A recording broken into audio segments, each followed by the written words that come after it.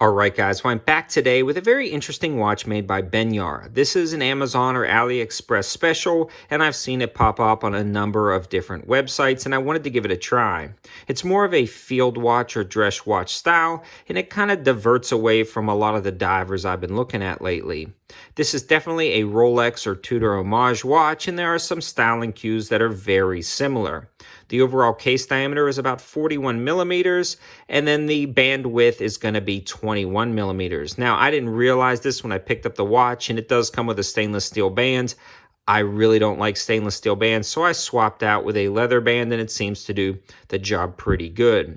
Now, we'll talk about my first impressions and initial impressions, but I do want to finish the overall specs real quick. It's got an automatic manual wind movement with no day or date complication, and the movement itself, it seems pretty decent, but it seems like one of those Chinese movements, a no-name style movement. It definitely is not labeled anywhere that I've seen on some of the ads. And again, maybe one of those AliExpress ads may explain what movement's in there. It does not have a screw-down crown, but you can listen to it wind up.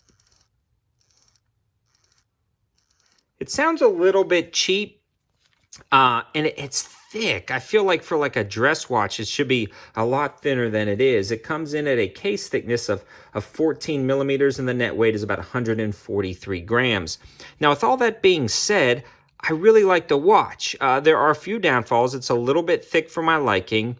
The case itself feels a little bit cheaper than some other cases I felt, but the finishing is actually very nice. And then it comes in a lot of different colorways. You can get the white, the black, the blue, and there are two different blue styles. You can get the one with the more orangey kind of look to it, and that one has this kind of lightning bolt arrow hand, whereas some of the other versions have that more traditional Mercedes-style hands. The crown itself is not signed, and really about the only thing that they've done to this case is polish the heck out of it, but it looks pretty good. It's a rather interesting design.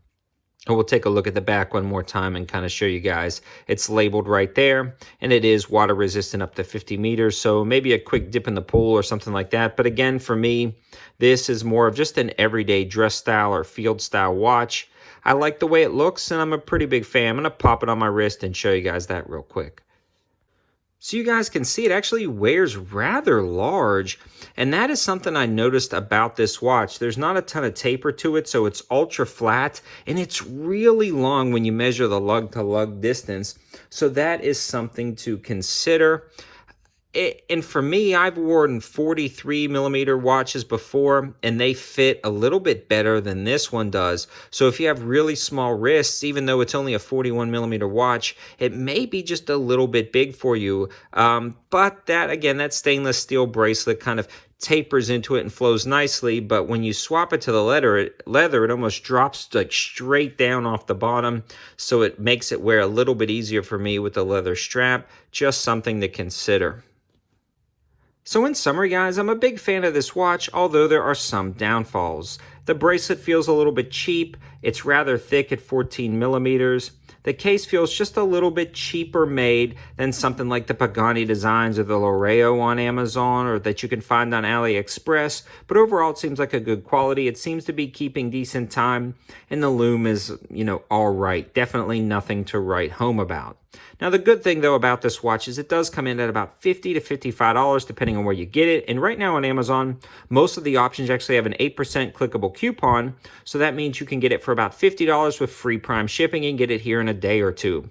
Whereas if you buy it on AliExpress, you can save yourself some money that way, maybe get it for $45, but you may be waiting 3 or 4 weeks to get it shipped to your door. So that is something to consider. So I'll leave the Amazon links and all the information for this guy in the description below. And again, I hope this gives you a better understanding of this watch and what you may be getting into before picking up a Benyar. If you guys have any other suggestions for high value and budget watches, please leave them in the comments below. Thanks for watching, guys. Have a good one.